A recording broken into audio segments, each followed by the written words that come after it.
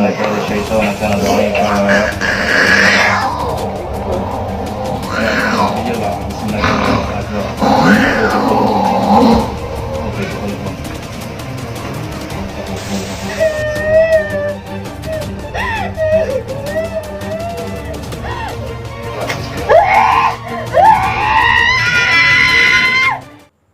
Assalamualaikum warahmatullahi wabarakatuh.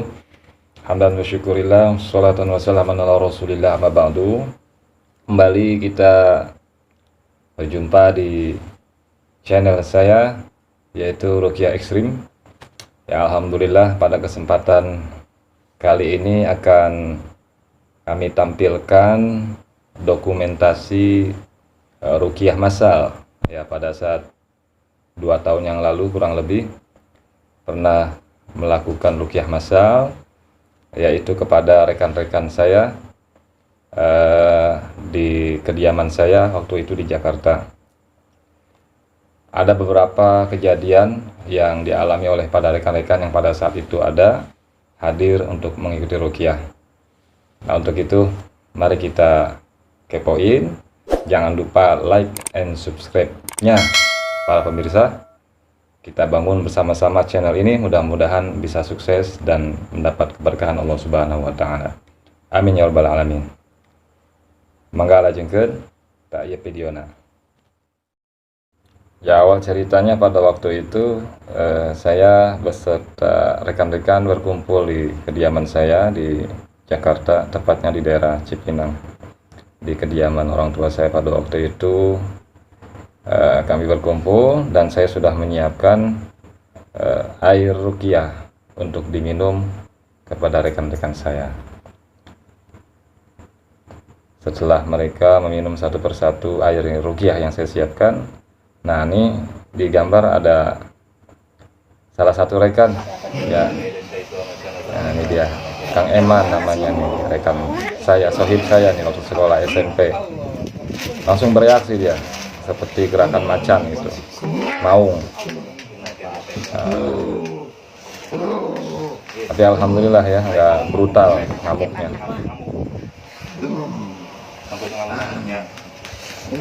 Waktu itu saya coba kepoin, ya saya ajak bicara pelan-pelan. Siapa gerangan, dari mana asalnya, agar kita bisa tahu keberadaannya dan tujuannya apa nih dia bisa ada di dalam tubuh rekan saya pada waktu itu. Nah, ini dia. Jawab salam dia, waalaikumsalam. Ini muslim berarti jin ini. Jin yang di tubuh Kang Iman muslim ya, dia menjawab salam. Karena kalau jinnya kafir dia nggak mungkin jawab salam, diem dia. Di Wetan. Di Wetan. Gimana sih Wetan? Nah, Garut. Di Wetan sana. Dari Garut. Sancang Garut. Dari Sancang Garut katanya. Nah, saya kepoin ini.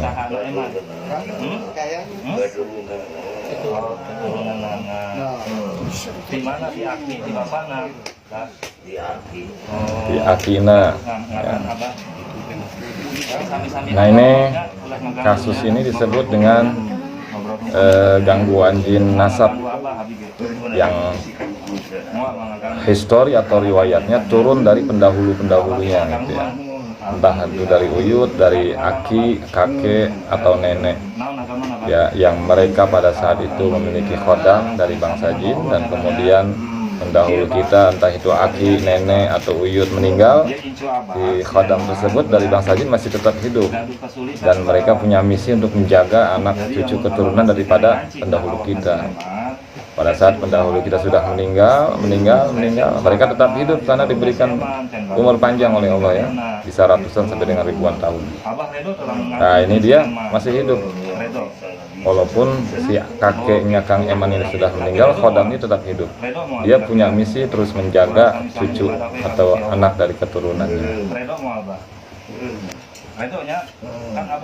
Nah, ini saya coba tanya nih, maksud tujuannya ya. Gitu. Ya si Eman incu abah. Iya, itu bener awak nabah. Coba disimak ya percakapan ini ya, pemirsa. Ini penting. Dan boga keturunan tapi ka ayeuna ulah ngamuk-ngamuk nya bahnya di dieu. Jadi mah habi ya di dieu. Nya bahnya. Nah, kieu. Ayeuna kieu bae, Bak. Abah ulah asup dina awakna, ngapingan bae nya. Nya ngapingan bae nya, ulah asup dina awakna, ulah nepi ka ngandang deui nya.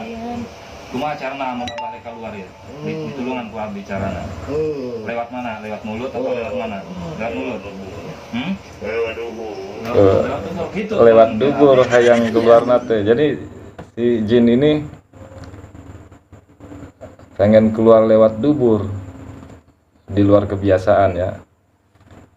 Masya Allah. Nah, gimana endingnya dari Kang Eman tadi? Kita jeda dulu ya, biar penasaran pemirsa.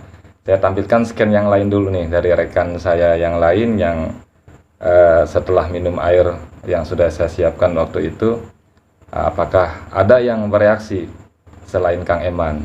Ya, nah, ini dia videonya. Nah, ini dia, blur dikit. Nah, ini ada rekan saya nih, Bang Haji Dipong. Dia juga merasakan reaksi setelah minum air ruqyah. Cuman 1 atau setengah gelas pada waktu itu. Ya, dia langsung merasakan mual, kemudian muntah-muntah. Ya mudah-mudahan ini salah satu apa namanya peristiwa yang positif ya. Ya memang ada gangguan jin di tubuh rekan saya tersebut. Pada waktu itu mudah-mudahan bisa hilang gangguan jinnya yang ada di tubuhnya. Nah, ini salah satu rekan. Nah, itu terdengar juga tuh rekan yang lain sudah mulai reaksi ya, muntah-muntah atau mual, mau muntah. Alhamdulillah ada pertolongan Allah.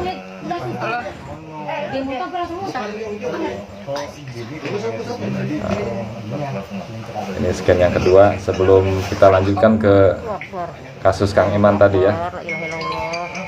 Belum ada endingnya Kang Eman ini, nanti kita tampilkan setelah ini. Jangan nanya begitu, semua orang ada. Bener, gua nggak bohong. Nggak apa-apa minum. Itu yang buat penangkalnya di dalam. Gua minum tadi baru. Apa hari saya bobo ya? Baru besok kita basura lagi. Ya, ikut ya. Lagi di ruqyah. Berisik pada ngobrol. Ya. Plastik tuh. Plastik. Kocok plastik cok. Nah, masih ada rekan-rekan yang lain yang reaksi pada waktu itu. Nah, kedengeran suara itu. Nah, sekarang kita balik lagi scan-nya ke kasus Kang Eman ya, yang pertama tadi. Bagaimana endingnya, ini dia videonya. Nah, tadi saya tanya mau keluar lewat mana, maunya keluar lewat dubur. Nah, ini kasus pertama yang saya alami, ada jin di dalam tubuh orang, keluarnya lewat dubur. Ya, alhamdulillah nggak jadi kentut, ya nggak jadi cepirit. Alhamdulillah Kang Eman mulai sadar, dan pada saat sadar saya tanya juga itu kejadian, dia nggak sadar, nggak merasakan kejadian kayak begini, sampai dia kaget melihat videonya itu ya, luar biasa. Oke, kita anggap kasus Kang Eman selesai. Sekarang kita masuk ke scan berikutnya. Ada rekan saya ya, nah ini wanita. Kalau saya punya kesimpulan, dia bukan terkena gangguan jin, tapi ada emotional depression disebutnya ya. Nah, jadi kita lihat aja lah videonya. Reaksinya seperti ini. Ini bukan gangguan jinnya, jadi agak apa namanya, kerancuan kadang-kadang.